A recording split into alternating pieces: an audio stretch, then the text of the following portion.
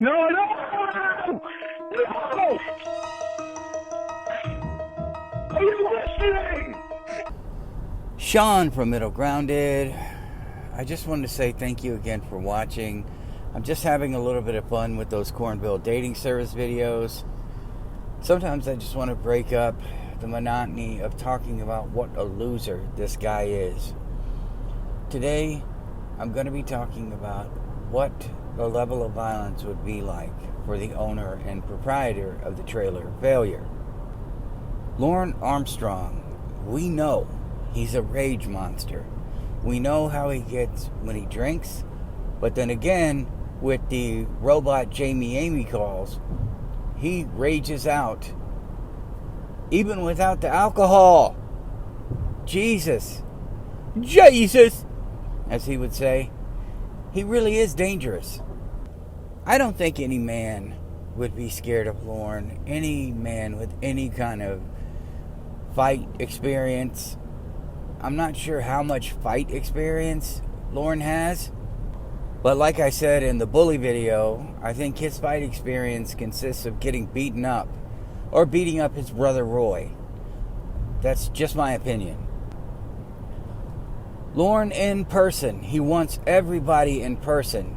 And it's not face to face. It's not so they can see that he's really a great guy. He differentiates face to face meetings between good and being a fight. Dan, you and I are supposed to have a good face to face. If we were to meet face to face, I would literally kick your ass. He told Casey one time he didn't like a situation because he couldn't control her. Lorne, I'm not sure if you know this, but that's not a line you should ever say to a woman, is that you were concerned because you can't control her.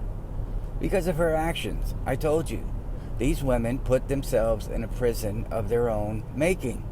Cocaine addiction, sex addiction. Pretty much, Lorne's ideal woman is something he can hold over their heads. But I want to say this. Lorne's bipolar. We talked about it. He just goes over this crap in his head all day before he just unloads on these women. Well, that's also a trait of men who come home and kill their wives. That is a little extreme. But it's the truth. There was a case in Britain. I wish I could remember. It starts with a T. Wish I could remember it. Tabarine, I believe it is. He was telling his friends he was going to come home and kill his wife. He was going to specifically stab her. No one believed him. But for a day and a half, at minimum, he had been dreaming of this scenario. And then he did it. Because he was insecure. There was an 18-year age gap between the two, and he was insecure. And I can tell it drove him crazy. It would probably get to every guy if they have a smoking hot younger wife and they're an older guy with graying hair or gray hair. They would be concerned all of the time that this hot woman that they had a whirlwind romance and got married was probably going to go out and cheat on your boyfriend. And I think that's any reasonable man would feel that in some kind of way. Whether it be true or not, a natural way of thinking for a man is that he wants to be enough for his woman, that he wants to be everything he can be for her. The feeling that you might not be is a powerful feeling. It's something that can drive a man insane, and Lorne is totally insecure. I'm fairly certain he thinks every man out there has a monster penis compared to his little 2-3 inch broken dick that finally was literally standing up on its own. I don't think Lorne would be much in the bedroom. He has zero experience. He's a virgin. The first woman he had sex with, especially at this age, would be a prisoner. I think Lorne is a sexist. Every woman should be in the kitchen. Every woman should clean the house. Please get here. As he told Winnie, he's desperate.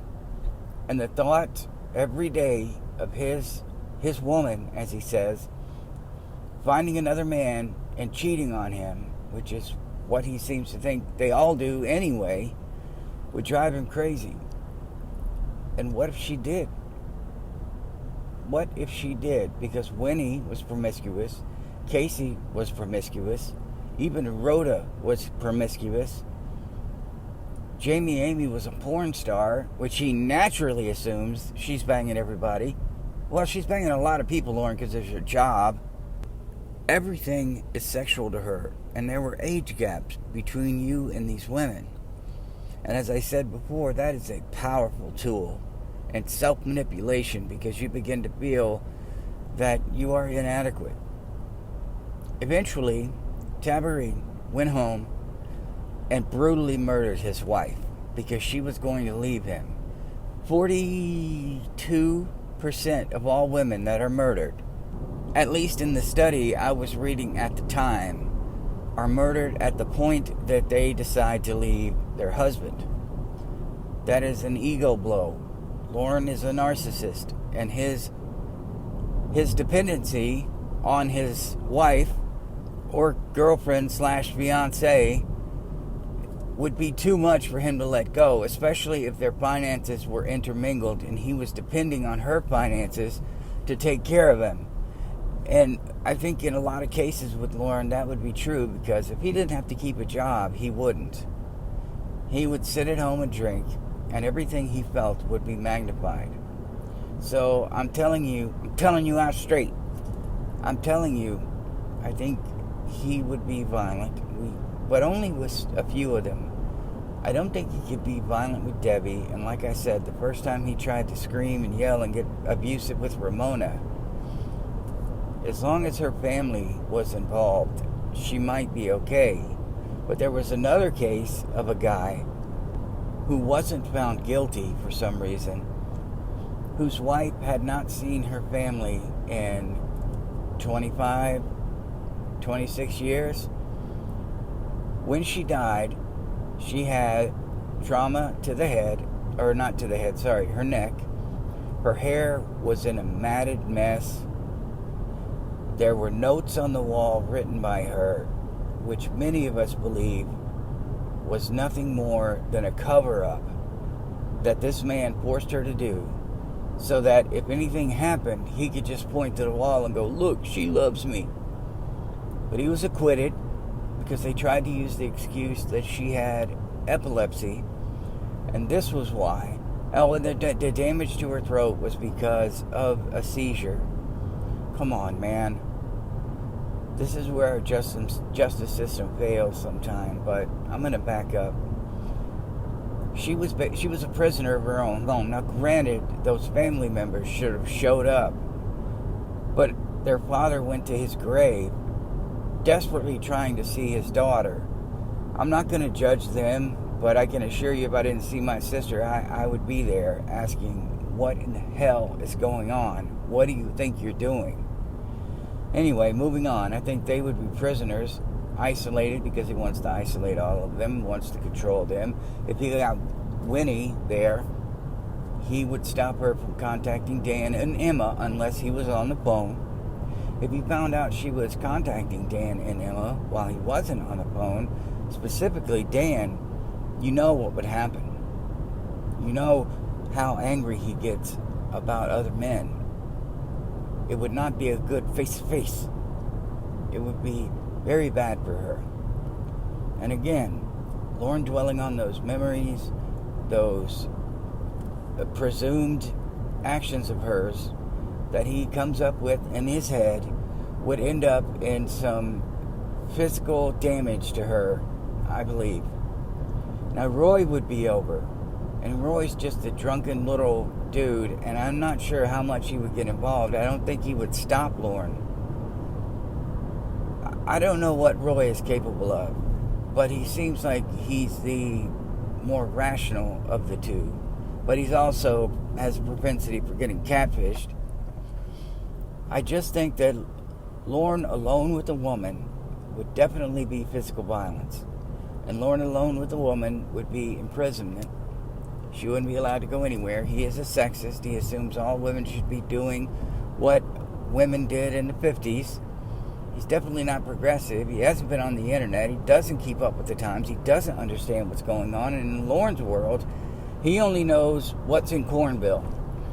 These women know the world. They know what's going on in the country. He doesn't. He doesn't understand how much times have changed. They're still the same to Lorne because he talks about the chat log and chat rooms, not Skype, not Instant Messenger, not any of these programs that let you be face-to-face on video. The first time one of these women showed him what face-to-face was, if Lorne had his way, he would do anything he could to get a smartphone and make her FaceTime him so that he could see that she wasn't with another guy. That is something that is common with these manipulative, abusive men. I think Lorne would have her go on the internet all the time. I think she would have to be aware of what his probation was, and I think she would have to agree not to help him break his probation, and she could get in trouble, all because Lorne's ego. Do I think he could kill a woman? You're damn right I do. You know, the more I talk about it, the more I realize he would fly into a drunken rage if she tried to leave him, and that might be the end for her. No way a woman that finally has sex with him, that will tolerate his bullshit, would be able to leave on her own. There's no way. He would do everything he could to prevent it. And I think, as scary as he is, unless there was someone around to keep him in check, which is why if he had real friends, this stuff wouldn't be happening. Because he would have role models, and not role models, but he would have peers that would be acting in a rational manner, in a non-violent manner, that wouldn't be abusive, hopefully. People he could look at and go, oh, that's real life, not what's in Lorne's world. So that's my opinion on whether or not he would be violent. I love you guys. Please like, subscribe, and share, and I will see you in the next one.